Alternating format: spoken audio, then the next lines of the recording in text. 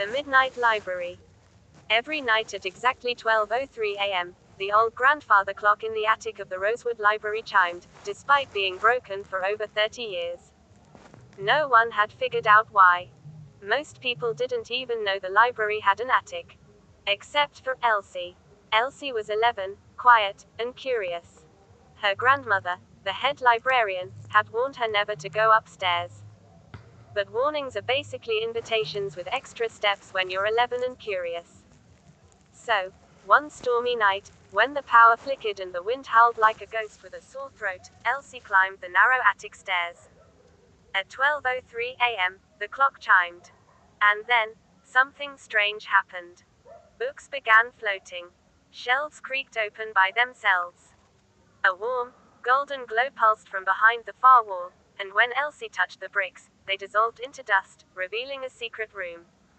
Inside was a desk covered in feathers, candle wax, and glowing ink bottles. But what truly caught her eye was a book, floating in midair, slowly opening. It read, "The Story Yet to Be Told." The pages were blank, until she thought about her favorite day at the lake.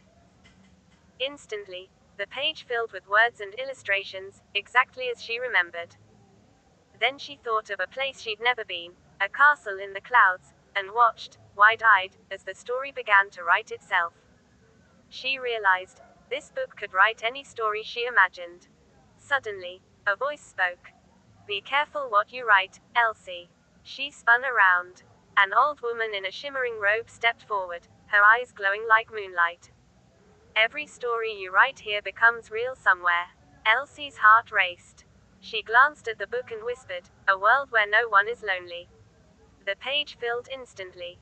The woman smiled. "A kind wish. You may write one story each night. Choose wisely." From that night on, Elsie returned to the Midnight Library at 12:03 a.m. And with each story she wrote, the world grew just a little more magical. Even if no one else knew why.